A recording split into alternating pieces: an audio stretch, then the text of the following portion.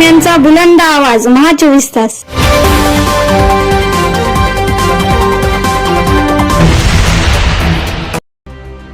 नमस्कार, महा 24 तास न्यूजच्या बातमीपत्रामध्ये आपल्या सर्वांचं स्वागत आहे।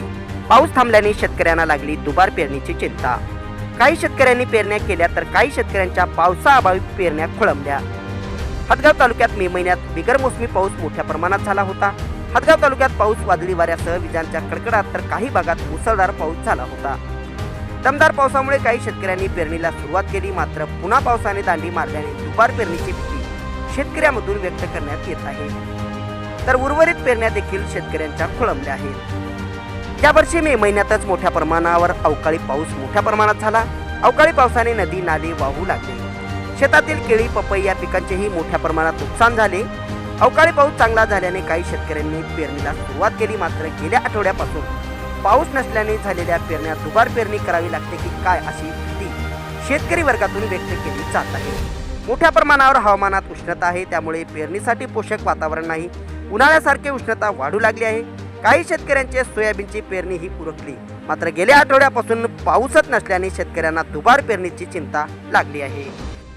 शेतकऱ्यांशी बातचीत केली आमच्या प्रतिनिधींनी, पाहूया। नमस्कार, मी महेंद्र धोंगडे, महा 24 तास न्यूज मध्ये स्वागत आहे। आपण सध्या आहोत हदगाव तालुक्यामध्ये। सध्या जर पाहिलं तर शेतकऱ्यांनी गेल्या 8 दिवसामध्ये अवकाळी पाऊस खूप मोठ्या प्रमाणात पडला होता। शेतकऱ्यांनी अवकाळी पाऊस पडल्यामुळे पेरणी सुद्धा केलेली आहे।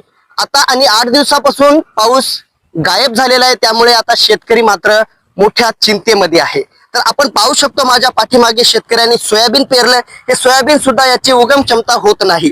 एकंदरीत पाहता शेतकऱ्यावर दुबार पेरणीची वेळ सुद्धा आलेली आहे। आपल्या सोबत बोलण्यासाठी काही शेतकरी आहेत, आपण त्यांच्याशी बातचीत करणार आहोत। काय सांगाल, पेरणी केली, दुबार पेरणीचं संकट येते असं वाटतंय, काय सांगाल? संकट आलेलंच आहे दुबार पेरणीचं। काय निघायचं झालं पीक ना, पाऊस नाही। एक 8-15 दिवसापासून पाऊस नाही। पेरण्या तर केल्या आम्ही, अवकाळी पाऊस पडल्यामुळं आपल्या मृगामध्ये पीक चांगलं येते म्हणून केले ना पेरण्या, पण पीक निघाय तयार नाही, पाऊस या तयार नाही। काय करावं, बी बियाण्याला पैसे नाहीत, अशी परिस्थिती झालेली आहे आमची। एकंदरीत पाहता कृषी विभाग म्हणते की 100 मिलीमीटर पाऊस पडल्याशिवाय शेतकऱ्यांनी पेरण्या करू, मात्र तुम्ही पेरण्या केल्या, आता दुबार पेरणीचं संकट येतच आहे। कसं पाहता याकडे? आता काय करावं याला? आता सरकारनं काहीतरी आमच्यावर विचार करावा। पेरणी केली, दुबार पेरणीला पैसे नाहीत, अशी परिस्थिती आहे आमची। आता मृगामध्ये पाऊस पडल्यामुळे आम्ही पेरण्या केल्या। 100% पाऊस सांगितला, पण पाऊस त्या अभावी असा होईन झाला।